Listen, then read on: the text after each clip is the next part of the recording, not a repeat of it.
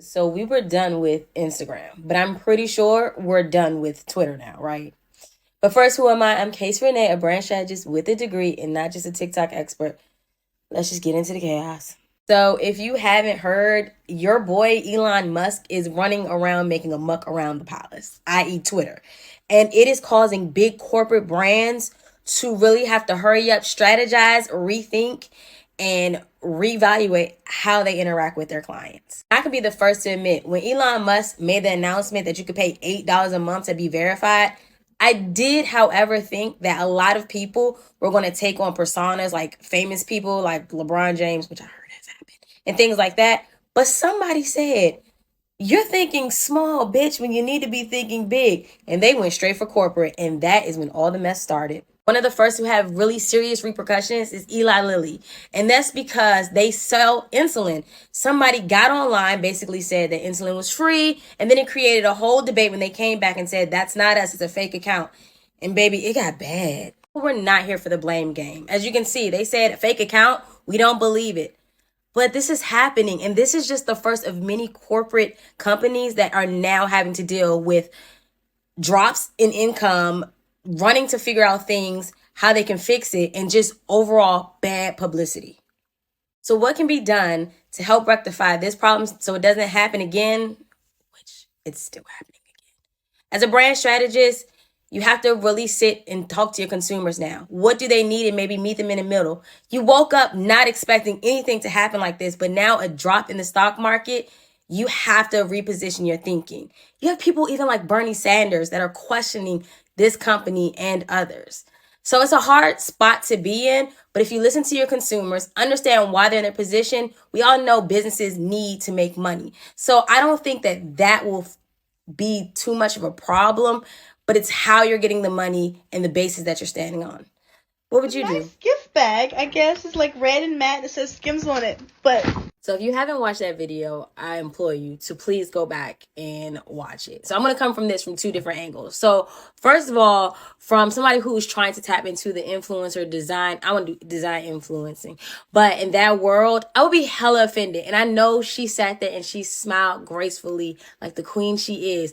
But I'll say it for her. Skims, what the fuck?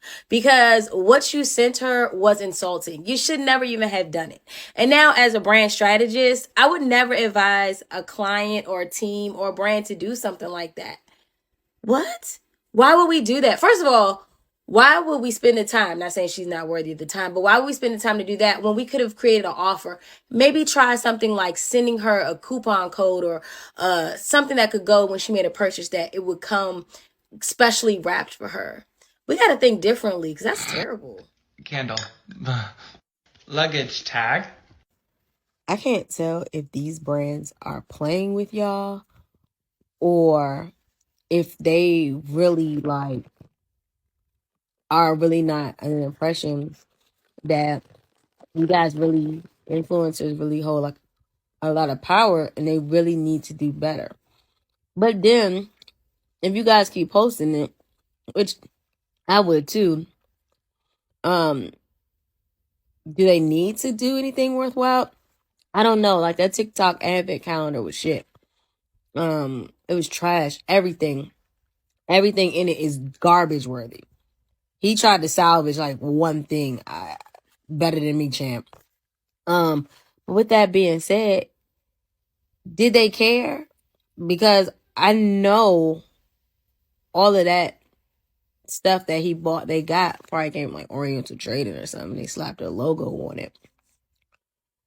It just leads me to think that big brands are so used to you influencers, and I'm gonna put me in it. We, because I'm claiming it. We are so disposable, and there's always another one of us that they don't have to think big no more. They literally have to do the bare minimum, and that shit's kind of sad because we keep the lights on for them, and they keep the lights on for us too. But you don't gotta give me an air freshener and make me play Vanna White with that shit. Just give me something that you would be proud about and I could be proud about and not look like a show pony showing.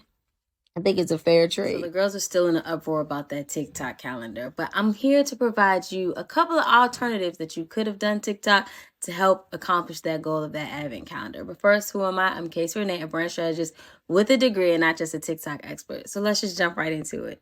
If you've been under a rock, go ahead and check out my last video. TikTok created this advent calendar of 25 days to give to creators and to give to them, but it didn't go as planned. It kind of hit the Chanel advent calendar from 2021 that everybody remembers. So TikTok, here are 2 routes that you could have taken to make that calendar more memorable and worth people's content. So first of all, I think that you should have not done 25 days. I think a 10-day calendar would have worked perfectly. Why? Because you could have took the money from all those scattered garbage ass pieces you had, put it together, and make those 10 days really count for something. I know content is key, so those 10 pieces could have been, besides, you did have a light, and I did not notice it at first. You had a light. That was cool. But then you could have done other things that people need for content. You could have had a nice little microphone that was given out. You could have had the little stand where it swivels when the camera or the creator, they move in place. All those type of things. I think those would have really worked. You could have still added your logo to them and it would have not been trashed.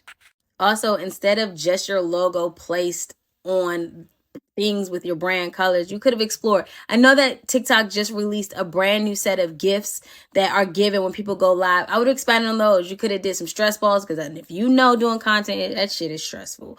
But you could have also expounded on maybe a customized Lego set that looked like one of the gifts. Just something to really push and have it that creators felt like it was an experience when they opened those boxes. Okay, and option 2. And I know this might be easier said than done, but you can make it work. I think that TikTok should have still done the 10 days. And if they wanted to do 25 with this option, that would have worked too. But I think that you should have partnered with some brands who solely made a killing and their livelihood based on using TikTok. It was a nice way to pay homage in this giving back season. And I think that those business owners, I'm 99% sure, will be willing to donate certain amount of items for a certain amount of calendars for TikTok. And even if there was a price, TikTok, come on. So with that being said, you would have also incorporated back the creator, which helped create you and keep this platform to be what we know and loved. And it would have helped push them forward, along with help with your platform as showing your true, authentic reason that it was created in the first place, which was community, laughter, growth, and just